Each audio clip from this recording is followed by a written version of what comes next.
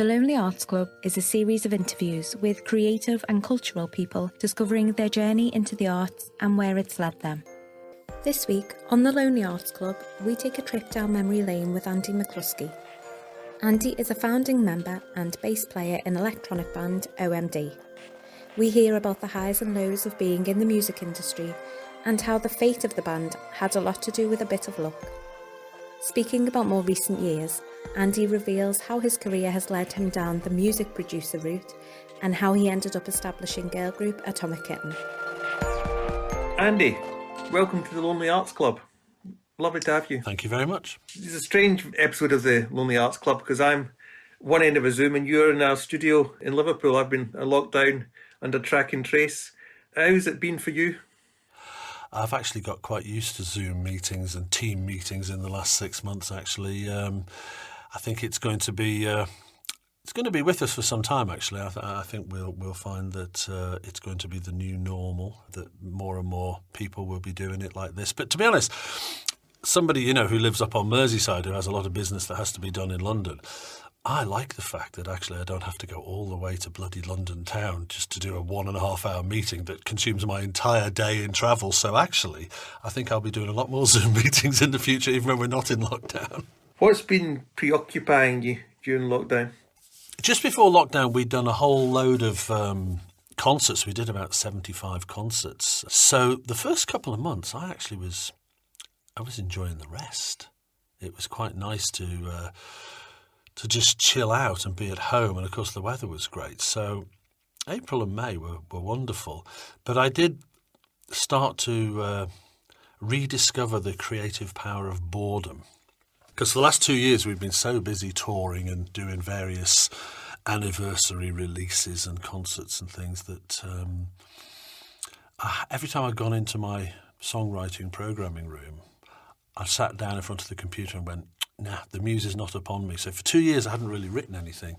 But when there's nothing else to do, you tend to find that the muse comes back. So I've been busy writing songs, really, for the last 6 months. What's been distracting you? What have you been listening to, reading, watching? What's kept you going through this? I'm always trying to find new music and things to interest me, but I haven't actually found much recently. I mean, I have very, very narrow tastes when it comes to music. I'm always looking for things, and I read somebody writing about, oh, you got to check out this is new, this is interesting, this is special. 9 times out of 10, nothing really floats my boat.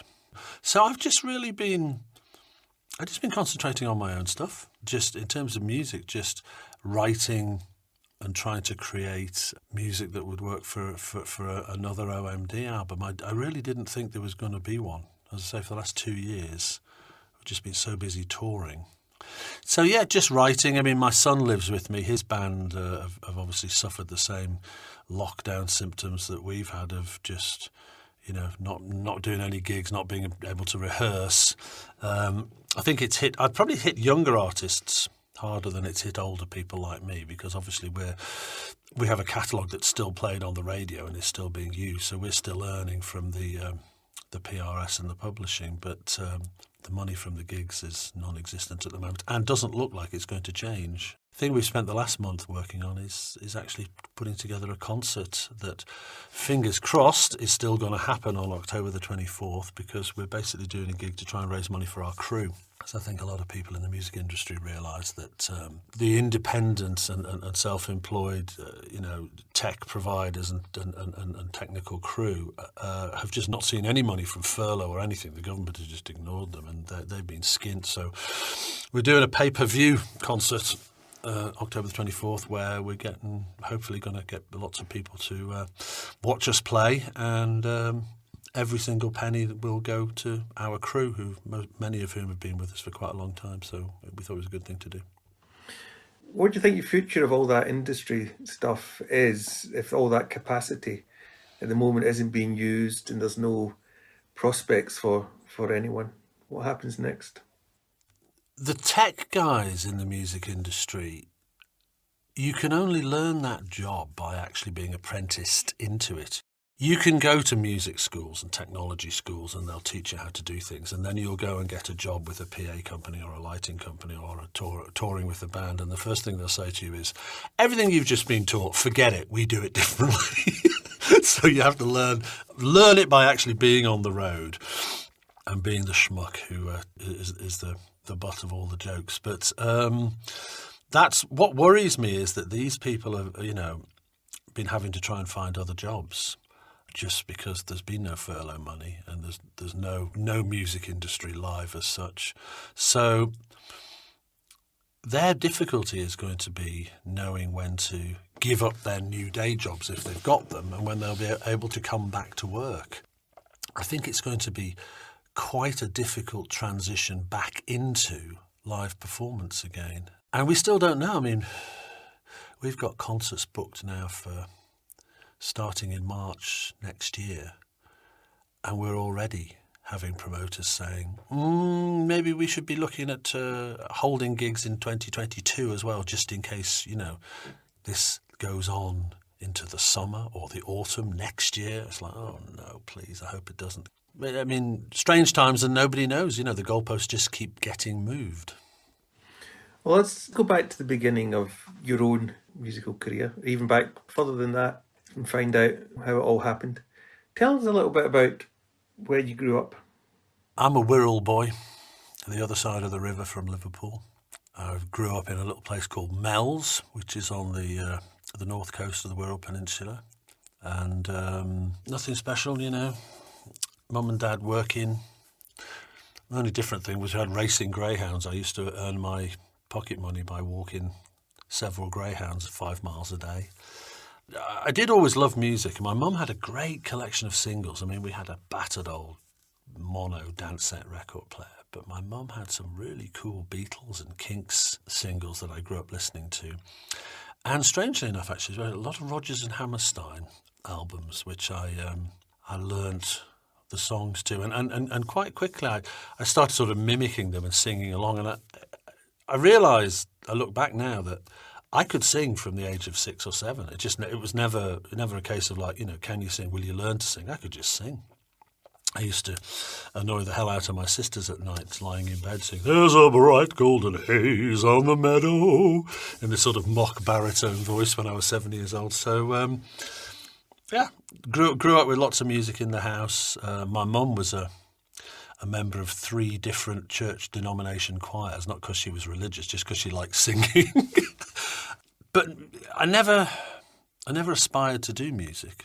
When I was in the second year at Caldy Grammar School that I went to, they made me choose between art and music for a O-level, and I dropped music and did art.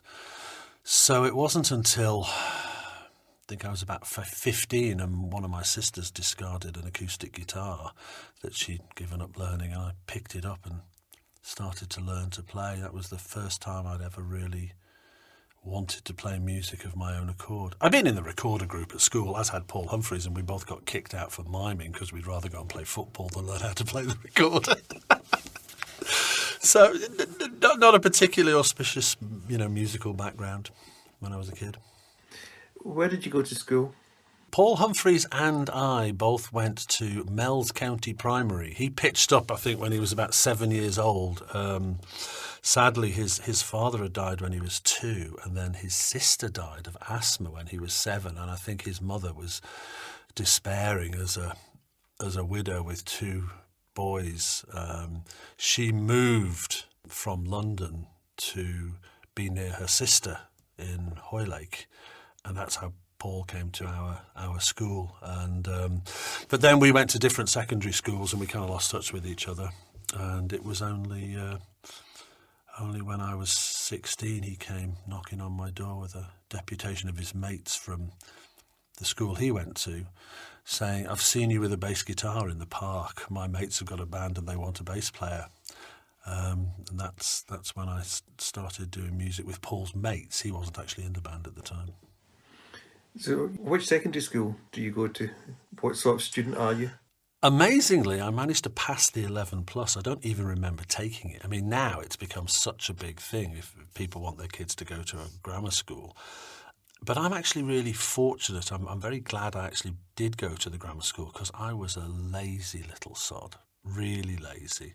And for the first 2 years at Coldie Grammar School, I didn't really bother to do much work. And then one day, for some reason, I decided I was fed up of being in the bottom third of the class all the time, getting C's. So I decided to work hard on my homework. And I spent 2.5 hours writing out and preparing this English essay. Normally, I'd dash it off in 10 seconds and then go back and watch the telly or something, you know. And this essay that I'd slaved over got me my first A. And it was like light bulb moment. Ping!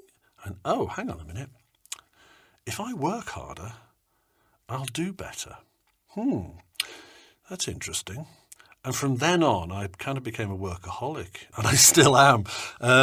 But I think, you know, nobody's born with a work ethic, you know, and you have to learn it. And I learned it at the age of 13, when I just suddenly realised that I didn't think I was terribly gifted at anything, but I realised if I worked hard, I could achieve things. And I think that's been part of my kind of mentality ever since, really. So when did you realise that being in a band was the sort of thing that suited you? I had some friends at Coldie who had guitars and wanted to be in a band, and I think actually my mate Gary Cooley managed to persuade me to come down to. He said, let's form a band and we're going to enter a competition. And we went to meet this guy who was, you know, canvassing for bands to be in this Battle of the Bands competition. And it's like, and what do you do? I'm the drummer. I didn't even have a drum kit. I couldn't play it. I was going to be the drummer till I realised that drum kits were too expensive. And then I'd realised from playing my sister's 6-string guitar that it was really complicated and it hurt my fingers like hell. And I had a friend called Duncan Lewis, who's still in the music industry, actually, still around here. And he had a copy of a Fender Jazz Bass, and it was so heavy and the curves were so sexy on it that I just thought, fancy being a bass player. And there's only 4 strings and they're wider and they don't hurt so much. So I decided eventually that I was going to get a bass. And I told all my family for my 16th birthday to just give me money. I was going to buy a bass guitar, and I think I got £27, and I jumped on the train down to Birkenhead Park, and I went to Park Selling Services, the second-hand and pawn shop there. And the only bass I could nearly afford, not quite, but nearly, was the cheapest one in the shop. It was left-handed. But it was 32 quid and I only had 27. So I had to get back on the train, go home, say to my dad, can you lend me a £5 and the train fare again? Because I've seen a bass guitar. And I promised I'd walk the greyhounds even more to pay it off. Went back there and bought this left-handed Wilson Rapier bass that had a very narrow neck and a long scale. And nobody told me you could cut the nut and turn it over. I didn't know any luthiers or any people who knew anything about guitar, so I just learned to play upside down. And I still do to this day, because once I'd spent 4 years playing with the strings upside down, when that bass was stolen the first time we ever played in London, I couldn't shift back to playing with the strings the right way up. So then I started buying right-handed guitars and getting the strings turned over so that the E string was at the bottom. And it made playing a lot easier, because one thing you don't realise about playing a bass that's the wrong way round is, or a guitar the wrong way, is the controls are underneath your wrist. So when you're playing, you're knocking the pickup selector and turning the volume and the tone up and down. So it was really nice not to have that as a problem for my bass playing. But I think actually playing with the strings upside down did influence the patterns I played and the way I played. Particularly playing a split octave is actually much easier, because you're reaching up like an ordinary chord rather than pulling down to play octaves on a bass. So, probably only having 27 quid and buying the cheapest lefty in the shop definitely influenced my bass playing style. So that's when you're 16 and you're coming to the end of your school career. What did you decide to do? Well, I had 2 more years doing A-levels. Paul had introduced me to his mates and I joined their band. And we actually did a gig at their school. I can remember I by that stage I'd got a Marshall 100-watt head, which of course I sprayed Battleship Grey with car underbody spray, as I'd sprayed my red base Battleship Grey as well. And it blew a fuse on the day of the gig. And Paul, who was the roadie, because he didn't play anything at the time, and was the one who wanted to study electronics, managed to get the fuse out, wrap it in the foil from a cigarette box, shove it back in, dangerous as hell. It wouldn't stay in because it was now too fat, covered in... So he was on stage with me that day, holding the fuse in with his hand at the back of my amplifier and trying not to get electrocuted. The thing is, actually, before I left school, Paul and I started to realise that we had more in common musically with each other than we did with the other guys in the band. And it started because of a kind of symbiotic relationship. You know, I told you about I had this crappy mono record player that was my mother's from way back. And Paul had built himself a stereo. He'd actually just got 2 mono amps and then got a deck and made this stereo. So on Saturdays, I would go to Liverpool with my paper round money, go to Probe, before it had moved to Button Street, Probe Records, delve into the German import bin and get lots of records that I would then take round to Paul's house because he had the stereo. So the two of us started to listen to different music, obviously Kraftwerk, Neu, Can. Our mates were all into like Genesis and the Eagles and Pink Floyd and Yes. And they were like, what the hell are you guys listening to? And then we started to have this mad idea that we'd actually quite like to sound like these people we were listening to on Saturday afternoons in Paul's house. And Paul didn't have any money, so he couldn't buy a keyboard. So he started making things. His aunts, he would borrow radios from his aunts and rip out the circuits and cannibalise them. They never got them back. And he'd just make these circuits that just made weird noises, and we'd borrow mates' Wem copycat echo machines and fuzz boxes. And just Saturday afternoons when Paul's mum was at work, fortunately for her, we'd sit in the back room and just make weird bloody noises all day till she came back from when she worked in the shop. And that was how we started. And then he got a couple of tuned keyboards, really crappy things like a Vox Jaguar organ and a cheap electric piano. So we were making music sort of from 16 onwards. In fact, actually, the piano was the first thing he got, and we were still 16 when we wrote Electricity. But finishing your A-levels, are you thinking about going to college or university, or were you always thinking, now I'm going to do music full-time? Oh, God, no. Music has been a 42-year rolling accident as a career for me. I never intended to do music. I never had any aspiration. It was just my crazy hobby with Paul on a Saturday afternoon initially. I wanted to be an archaeologist. I'd always been fascinated by history.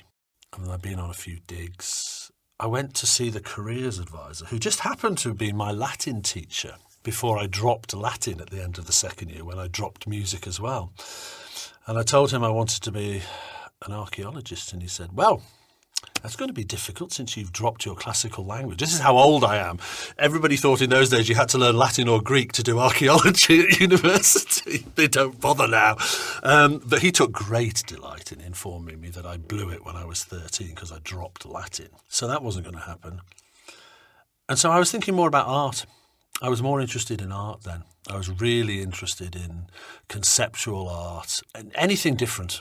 Any kind of art that was really weird and different, I liked it. That was the stage of my life of sort of 17, 18 when I was looking for something different. I didn't want anything that I considered to be boring or cliched or the same as everybody else.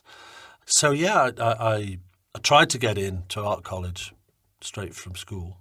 Failed because I think they thought that I needed to do more specific work. I mean, my work was pretty rad. I mean, Coldy Grammar School let me put dead seagulls in boxes and cover them in fiberglass resin and put a plastic over the top and call it art, paint it bright pink. I mean, we had an amazing teacher there called Andy Gell who let a couple of us be absolutely raving mad in his art room. Sadly, we didn't bother to learn how to draw properly, so when it came to the art A level, I got an E in my chosen subject. It probably wasn't helped by the fact that I also did my essay was about Dadaism, and I chose to write it in a Dada style, which probably made it unreadable. So I went to foundation course in Wallasey, and then from there I got offered a place at Leeds to do sculpture, because I was into making these massive, monumental sculptures out of junk and found stuff from the rubbish. The council rubbish tip was right behind the art college in Wallasey. I used to climb over the wall, throw things back into the garden of the college, and then construct these things in the backyard of the college that were massive and black. And it must have been a good portfolio I put together, because it got me into Leeds, and it also got my mate into Nottingham as well, because he did absolutely fuck all for the year. And he said, "Could I borrow your portfolio? I'm going to apply to a different place." Actually, the one I'd applied to the year before and didn't get into. And I tell you what, he deserved to do. He did a 3-year degree at Nottingham, and he deserved to do it, because when they said to him, "This work is amazing, but who's this other bloke? Why are you in none of your photographs? Why is this guy in all your photographs?" He went, "Oh, that's my mate. He's exactly 6 foot tall, so I'm using him for scale." I thought that was genius. He deserved to get in just for that, pulling that one out of the bag in his interview. So, so my portfolio got 2 of us into university, but I took a gap year. I wasn't absolutely sure I was going to stick 3 years. And guess what happened in that gap year? So what happens next? Where are you going on your gap year? I took the gap year just because I wasn't sure I was going to stick 3 years. Like a lot of teenagers, I just changed my mind all the time about what I wanted to do, what I was interested in. I just thought, what happens if I commit to 3 years and after a year I go, nah. So I wasn't going to go travelling the world or anything like that, because I was skint, I didn't have any money.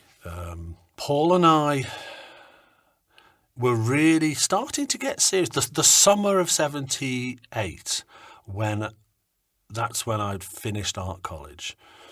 We were already going to Eric's Club a lot by then, watching bands, realising there was, people around us who were musicians, seeing our friends from Wirral in a band called Dalek I Love You play that summer at Eric's on the Thursday night, which was kind of free for members. It was like the showcase night.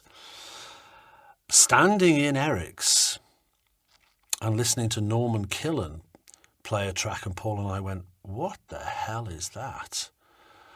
And I walked over and asked him. Norman was the DJ, one of the DJs at Eric's, and I came back to Paul and said, "It's English. It's by a band called The Normal. It's a song called Warm Leatherette. They're obviously listening to what we're into. There's an English band listening to what we're into." Because you've got to remember, in the 70s, there was no internet. And there was very little electronic or experimental music talked about in the music press. So we thought that we were completely isolated. Dalek I Love You were electronic, but it was much more kind of conventional songs done with a drum machine. But there was sort of something in the air that summer of 78, and also the Human League come out of nowhere to us and release Being Boiled, and we were like, okay, we're not the only people who are into electronic music. We had morphed into a band called The Id, and I actually played Eric's in August of 78. That was before everybody went off to college, but Paul and I didn't. And Paul and I just decided to take a year out and go and sit in his mother's back room while she worked 6 days a week in the local sweet shop and just write songs. And I mean, our parents were great. We were both on the dole. We didn't get forced to go and get jobs or anything. Our parents, amazingly, let us do that for a year. And, of course, that was the year that we started the band, because after the summer of 78, I think we just thought, right. The crucial moment was basically Paul and I saying, we've got to do a gig. We've got to go on stage and play our songs our way without our mates screwing them up with lead guitars and drums and things. We've got to do it really electronic, just so that we can say we've done it. We've done one gig, and then, whatever happens then, at least we did it. We did a gig, So we very tentatively went and knocked on the door at Eric's club, The Office, hoping that we'd speak to Pete Fulwell, not Roger Eagle, because Roger Eagle scared the shit out of everybody, myself included. And it was Pete, I think, and said, Pete, Andy and Paul, we were in the ID, we played here last month, And he said, yeah, I see you all the time. Because everybody at Eric's, all the punters at Eric's were there. Everybody was there every week. You saw the same people. It was a club. It was a crowd. Everybody was there, all the same people all the time. So he knew who we were. And we just said, could we come down on a Thursday night and just do a gig, just the two of us, purely electronic? He went, yeah, sure. What you called? And we were like, oh, shit, we thought you'd say no. We haven't got a name. We better think of one. So then we went back to my house and we started looking at my wall, which I used to write everything on. And it was my kind of notebook. And there was this crazy idea for a piece of music that was going to be recorded, war noises and interference off a radio. It was going to be very experimental. And I just come up with this phrase, orchestral manoeuvres in the dark, and we went, yeah, let's call ourselves that, because it doesn't matter. It's only going to be one gig. And people will know we're not punk, we're not rock, we're not disco. It's like two weirdos borrowing our mate's tape recorder and doing songs that our friends think are shit. So that was it. And October the 12th, 1978, when I should have been at Leeds doing my art degree, and Paul should have been in London because he'd been offered an apprenticeship with whatever the precursor of British Telecom was, because he'd finished his electronic studies. And he turned it down and he never told his mother. I mean, his poor, hard-working, widowed mother didn't know that he turned down, but if she did, she'd have killed him. And yeah, we started the band and we spent every day round at his mum's house writing songs. And amazingly, this one-off gig in October 78 started the whole thing off. What happened at Eric's that night? Was there a handful of people there? Was it busy? There was probably about 10 family and friends and about 20 of the regulars who had come down on a Thursday night. Because the headline act was a guy called John Dowie, who was a comedian, not even a musician, and us supporting him. And I clearly remember being absolutely bricking it, because we were getting up to do something that, we liked, but we didn't think anybody else was going to. We were just doing it as a dare.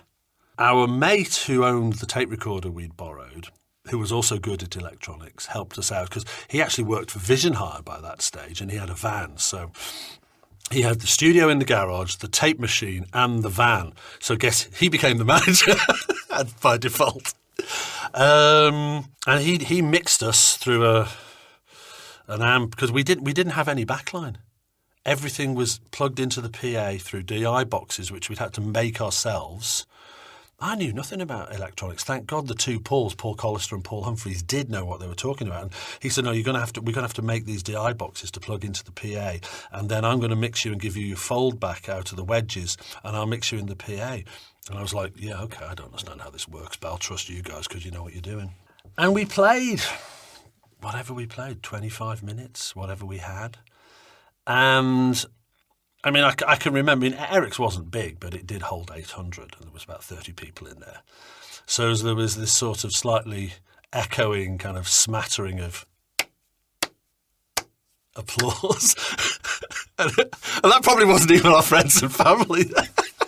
And there was just the curious, and people wouldn't come to the front at Eric's. They'd line the walls, or they'd lean on the pillars in the middle, which was still about 25 feet away from the stage, 20 feet away from the stage. You never had anybody in front of you until Eric's was full.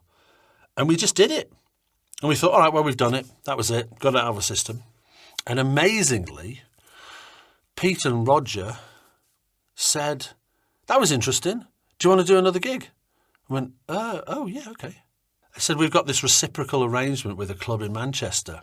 This guy that you played with, John, is actually going to be,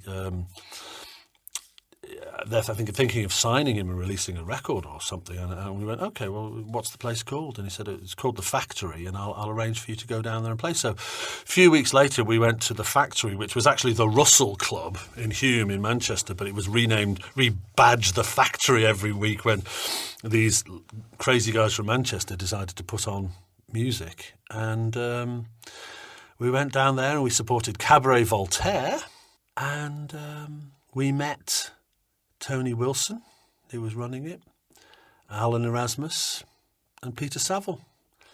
And that was our second gig. And we thought we'd stop there until about a week later we saw Tony. Tony had the Human League on, Granada Reports. He used to put bands on. And we thought, well, sod it, we've met him. Let's be cheeky and send a cassette and see if we can get on telly. In fact, I don't think I thought that. I think our mate Paul Collister, who's the Visionaire guy, just went, come on, let's send him one of our recordings. We've met him. Let's see if we can get on telly. And went, we won't, but let's go and send it anyway. And then the next thing, I thought this was like a myth. I thought this was some kind of like urban creation myth that I'd heard. Until 2 years ago, I actually met Tony Wilson's wife, Lindsay. And she confirmed that this myth was in fact truth. Apparently she got in the car with him and said, all right, love, what's this bag of cassettes? And he went, oh, it's the rejects. It's just all the crap. I'm not interested in people sending it to, the studio to get on telly and people wanting to us to release a record. It's all the rubbish. So she reached into the bag, pulled out a cassette, one cassette, and she went, Orchestral Manoeuvres in the Dark, that's a weird name. Let's put it on. And he went, oh no, they played the club last week. They're rubbish, love. Two hairy scousers doing electric music. Don't like it at all. And she said, well, let's play it anyway. And she played it and she went, that's a hit. And he went, no, they're rubbish. I saw them last week. Don't really. She said, no, love, that's a hit. That's what you should be signing. So apparently Tony Wilson leant over, patted Lindsay on the thigh, very patronising. He went, all right, love, just for you, I'll sign them. And that's how you get a record deal. Just like that. Fished out of the reject bag by the wife. And what was the material you had at that time? What was the record? We'd sent him Electricity. It was a bloody good song and it should have been a hit. So yeah, the next time we meet Tony Wilson, and Tony was quite good at this, rewriting his own history. We'd gone from, these hairy scousers playing electric music I don't like, to, you guys are the future of pop music. And we're like, fuck off, we're experimental. And no, he said, no, seriously, we're starting a label. I can't get you on the telly, but we're starting a label. Do you want to release a record? We went, okay, yeah, we'd like to release a record if that's what you're asking. So yeah, we went in and we recorded Electricity and Almost with Martin Hannett, Martin Zero. What he did to Electricity wasn't really very sympathetic. He kind of washed it in echo and stuff, and it lost its kind of energy and urgency. But what he did to Almost, which I hated, because Almost was very bouncy and poppy and bright at the time, he made that very lush. And it took me months to get my head around it. But everybody else said, no, Andy, get your head around it. It's gorgeous. He's made it into this really dreamy thing. So we released on Factory Records our demo of Electricity that was recorded in our mate's garage on his 2 tape recorders bouncing between the 4-track and the 2-track, and the Martin Hannett version of Almost on the B-side. And, the only person who played it on the radio was John Peel. And it sold out 5,000 in a week. It was amazing. And at this point, you think, I'm a pop star? Well, at this point, I thought, wow. I mean, the whole thing was so accelerated. I mean, from October the 12th to well before Christmas, Tony saying, we'll make a record. It was released at the end of April 1979. So it was like 7 months. holding in my hand an actual record of a song that Paul and I had written when we were 16, that, we never, ever in our wildest dreams thought we'd ever make a record. It was unbelievable. Absolutely unbelievable. Did I think it was the beginning of a career? No. But it was incredibly exciting.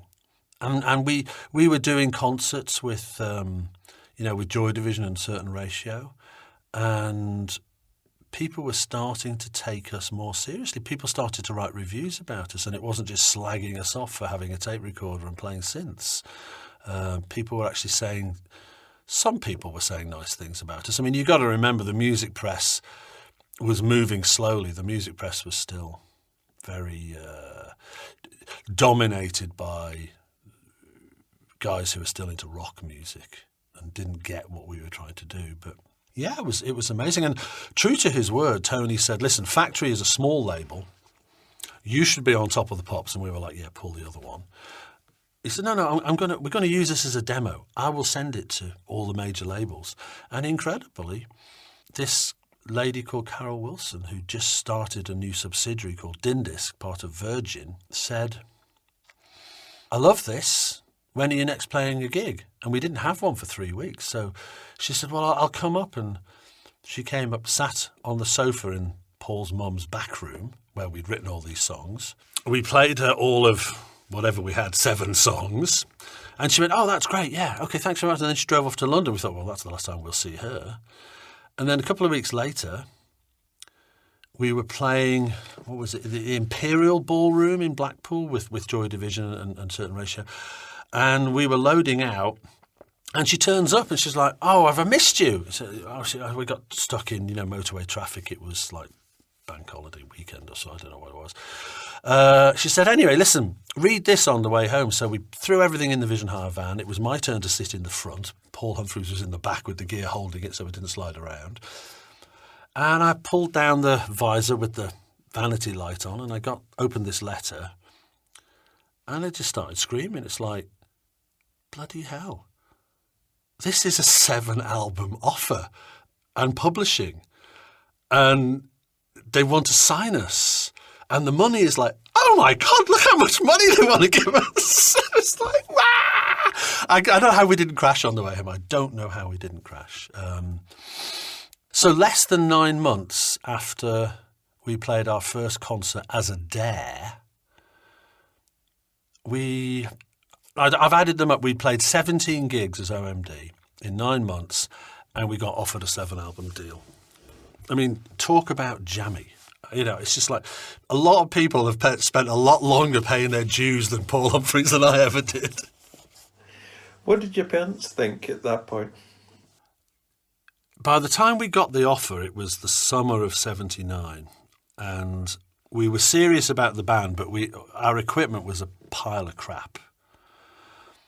So both of us had got jobs in order to try to get better equipment. And I'd got a job with the civil service, and I'd actually gone in as an executive officer because I had A-levels. Woohoo! And I'd gone from £14 a week on the dole to £64 a week. And 3 months into doing this, I said to my parents, I'm going to leave my job. Having spent a year doing nothing, being on the dole, well, not doing nothing, writing songs, but I subsequently found out, because they told my uncle told me this years later, that they were pulling their hair out. They were like, he turned down his degree. He spent a year writing these bloody songs. He's just got a great job. And now he wants to jack it all in. But what they said to me was, son, you might never get this opportunity again. My mum said, if you don't try and do music, you could spend the rest of your life regretting it. And my dad said, hey, the civil service is still going to be there in a year or two's time if it doesn't work out, so give it a go. I think they were biting their tongues as they said it to me, but they said the right thing. They said the right thing to me. So with their blessing, I left my job because we were going to go out on the road in September and support Gary Newman on tour. And then we were going to come home, build our own recording studio and record our first album for Dindis Records. So I jacked in my job. Thank God I did. So how old are you at this point when you're supporting Gary Newman on tour?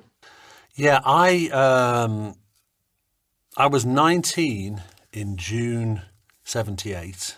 So I just turned 19 when the band started. And I just turned 20 when we got offered the contract and the Newman tour. And what happens next? We did the Newman tour, which was amazing. Little did we know that we were the support band playing sold-out theatres, that we would ourselves sell out exactly 12 months later. We'd had no idea at the time. Gary was great because although we'd signed a deal, we hadn't seen the money yet. Fortunately for us, there's so much luck involved in the early history of OMD. He had such a massive stage set. It took up so much space.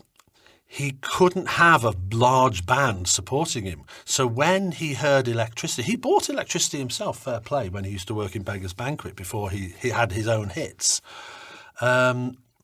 He went, well, there's only two of them. He saw us play at the Nashville Rooms in London with Joy Division. You know, they don't take up much space, so let's get them. So we fit the tiny amount of space that he had in front of his curtain. And because he wanted us so much and he believed in the music, he transported our equipment. He transported us on his bus. His crew did our sound and lights for free, but we did give him a $5 or something. His mum ironed our clothes for us, and his security man used to introduce us on stage. I mean, he was so kind to us, and I'll never forget, you know, how wonderful he was to us. We came off that tour. I mean, so many people in the UK say the first time we ever heard of Orchestral Manoeuvres in the Dark was we went to see Gary Newman, and there you were, you scruffy bastards on the front of his stage. But we loved what you did. And we were so sure that we were never going to sell records. We were budgeting for failure.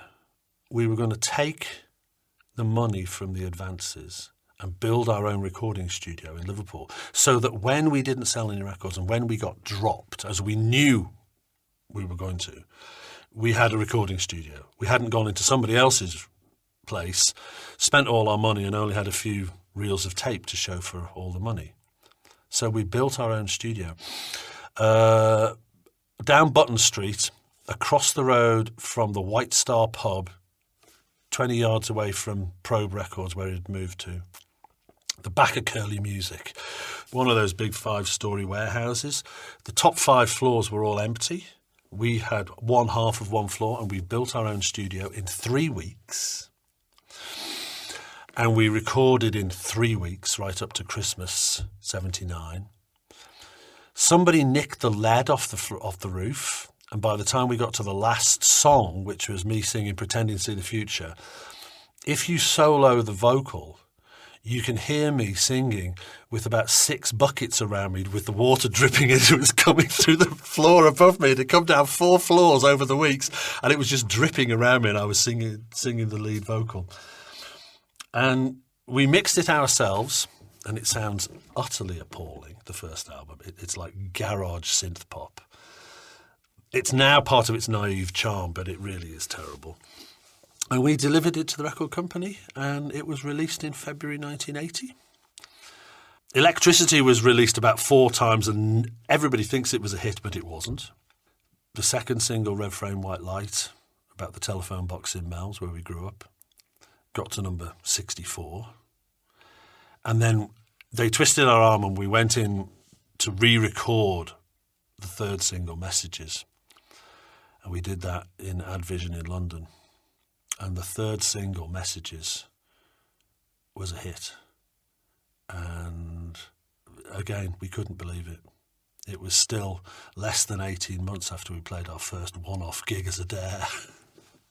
When did you first get on Top of the Pops? Tony Wilson having It was with said, Messages. Yeah, with Messages.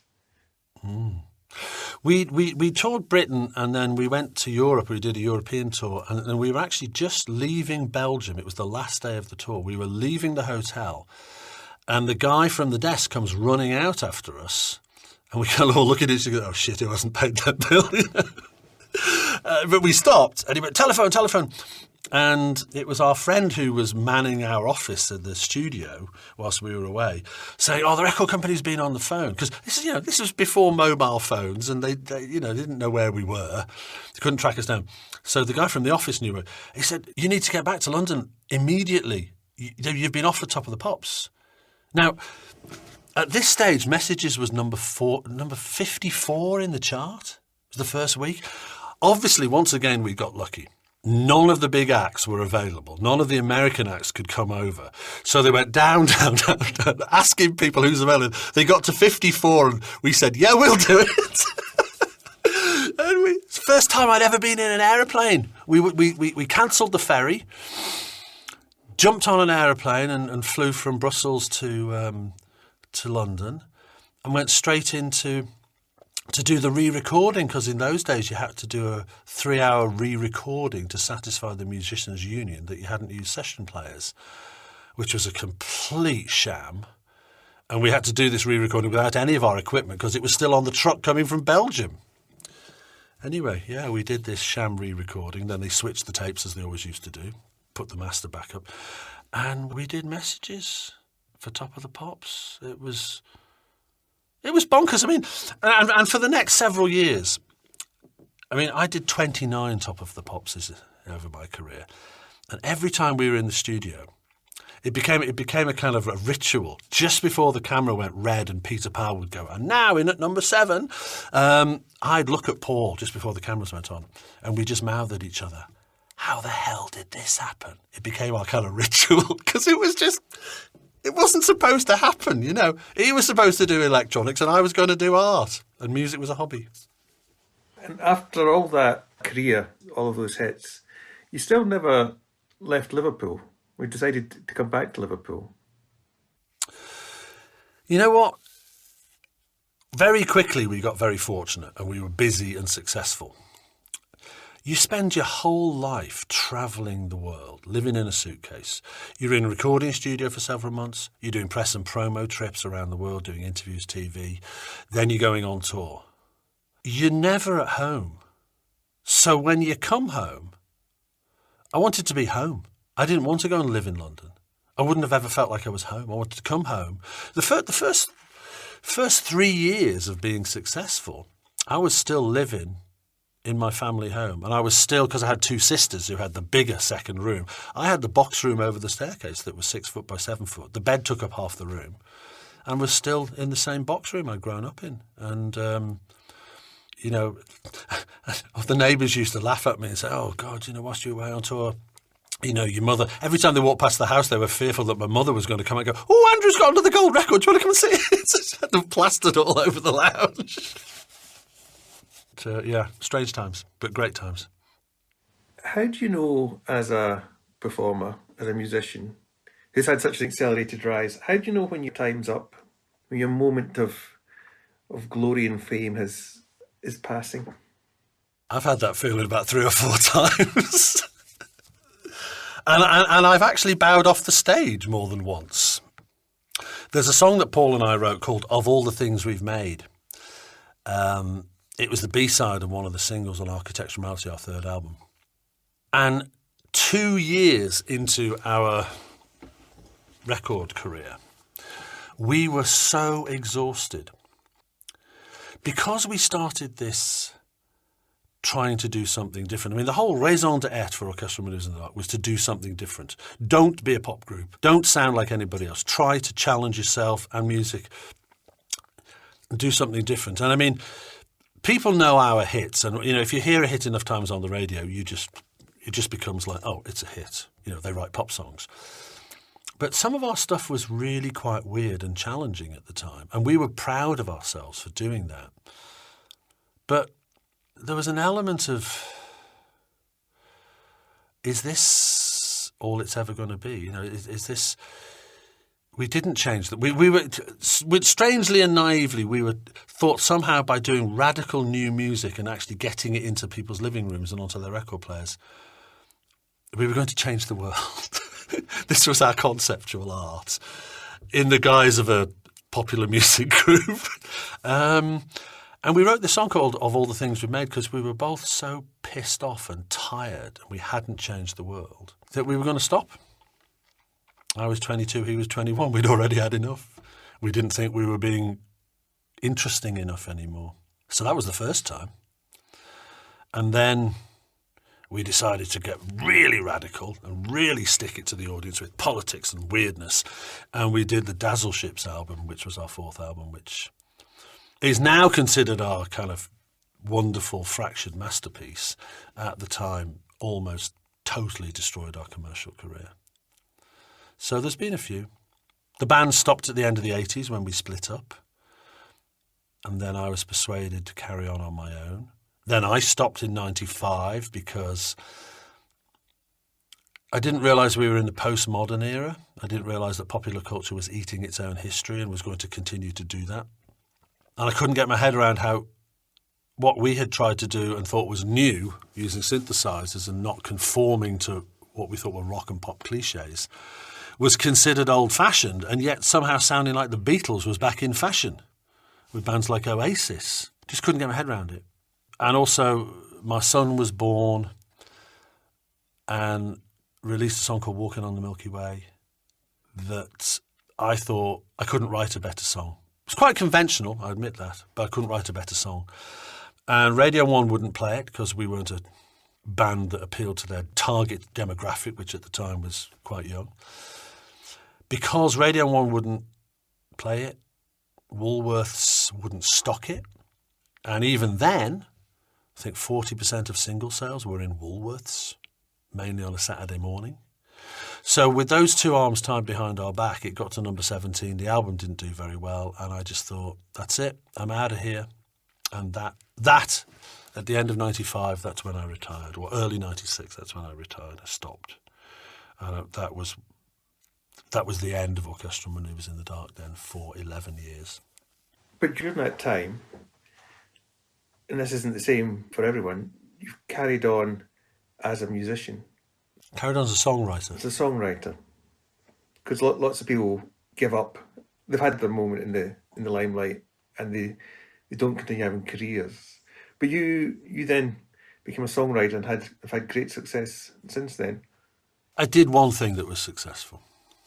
And it seems utterly counterintuitive that a guy who wanted to change the world with his music when he was 19 invented Atomic Kitten. But it's not my fault, it's all Kraftwerk's fault. How did you invent Atomic Kitten? I had got to know Karl Bartos from Kraftwerk as a personal friend because we did a cover version of Neon Lights and he was the only one from the band who responded. And he said, by the way, I've left Kraftwerk. Would you like to write songs together? I was like, whoa, yes. And in conversation with Karl, when he came to visit me in Dublin when I was living there in 94, 95, I said, if this doesn't work out, I'm probably going to stop and write songs for other people. And he said, listen, don't just write songs and give them to your publishers because basically they're going to give them to people and then they'll want you to change the key and change the words and you're just going to be like a songwriting whore. He said, create a vehicle and control it yourself. And I was like, well, like what? He said, well, what's the best manufactured pop group? I just went, three-piece girl band. I don't want to do a boy band because boy bands get away with murder because as well as, love being blind, it's also deaf and teenage girls will buy any crap if the boy band's pretty enough. Girl bands have to have great songs from the Ronettes and the Supremes onward. Girls don't sell because of sex. Girls sell because the music is invariably brilliant. So I said, three-piece girl band. So Karl Bartos from Kraftwerk said to me, then start a three-piece girl band. Kraftwerk invented Atomic Kitten. You've got to like that, haven't you? How long were you writing the songs for Atomic Kitten? How long did that part go? 2 years. 2 years. Stuart Kershaw, who'd worked with me in Orchestral Manoeuvres in the Dark in the 90s when the original band split up, He's a genius musician and can play anything, and he also knows a lot more about harmony than I do. We sat in my recording studio, the Motor Museum off Lark Lane, and we wrote songs and we auditioned. We actually had a band before that called Honeyhead for a year that didn't work out, and then we met the Kittens. And we met Kerry first, and even though she can't sing, we knew she was a star. We just went, right, you're in, and we're going to find people to work with you. And we got, initially we got Liz McClarnon, who's great, and Heidi Range, who's a brilliant singer. But Heidi left. Obviously, subsequently, she went into the Sugar Babes and had an amazing career. And Natasha Hamilton joined, and Natasha's got a great voice. So Natasha and Liz were the singers, and Kerry was just like the hand grenade you threw in the room, and she exploded, and half an hour later she was everybody's new best friend. My publishing company wouldn't touch it with a barge pole. I sent them all the demos, and they had a big meeting around a boardroom. Everybody listened to them, and I got a phone call. I said, listen, all you've done is collect my money for 18 years. You've never done anything proactive. Help me get a deal for this girl band I've created. And phoned me up and said, nobody believes in it. But I'll tell you what we're going to do is we'll release these songs and you can assign them to somebody else. So I went, thanks for nothing. I was so furious. And within 2 weeks, we got lined up some showcase gigs in London. There was 3 record companies came to see the band. One turned them down. The second one said, I'm going to sign you right there in the room. By the end of the day, we had 5 offers. One from the one who turned them down, one from the third company, the second company as well, and 2 companies who weren't even there just heard they were great and had to make an offer. I was like, what the... And then the next thing I get is a phone call from the publishers going, we've heard. And this was Virgin Publishing, and the label that offered them a deal was Innocent, that was a part of Virgin's subsidiary group. We said, we believe you've got an offer on the table from Innocent. I went, yeah, no thanks to you guys. Yeah, well, listen, we said that you could take your catalogue somewhere else. That was just a verbal conversation. We haven't put it in writing to you. I thought, you bastards, I know what you're going to do. So, but what we'd like to do is we'd like to give you a big new advance for the catalogue. And, we'll get right behind it. I'm like, it's too late now. I don't need you behind it. They're signed. So, roller coaster ride through the music industry. But yeah, the Kittens got signed and failed to do anything. The first few singles were hits, but not big. The album came out and just about dented the top 40 at 37. And they got dropped. The guy who signed them got called into the head office of Virgin and they said, you spent £2 million on this band. And the album charted at 37. No more money, drop them, get rid of them. And we had, they still owed us 50,000 from the advance. And we said, tell you what, keep the 50,000, give us the catalogue back. We're going to release a 4th single. It was an utterly stupid thing to do. A band had been dropped and we weren't taking the last £50,000 cash we could have had. But we just thought we'd give it a go. And accidentally, we bluffed them. Because the guy from the record company went to the boss and said, they've just waived the 50 grand advance and they want the catalogue back. They must have a new deal. They must have a new deal with somebody else. Please, please, please don't let me drop them. Give me one more go at this. So he said, all right, you've got one more single, and if it's not a hit, they're gone. And your budget is 30 grand. The previous videos had cost £250,000 each. That was just the video, not the publicity and everything else. The whole budget was 30 grand. So they made this cheap video in front of a white screen. No press, no publicity, no posters. And Whole Again was released. And it went straight to number 1. Suddenly, their career was back on track. In the meantime, Kerry had left the band. She was supposed to go and do the Pepsi chart show when it looked like it was going to be number 1 in the charts. She got in the van, had a nervous breakdown and said, can't do this, I'm leaving. And Natasha went, don't worry, I know somebody. She phoned Jenny Frost. She said, Jenny, start learning the lyrics to the song and get down to the Pepsi chart show. You're in the band as of now. I mean, you couldn't make some of this up. You really couldn't make it up. So what gets you back on the road as OMD later on? I remained retired from performance for quite some time.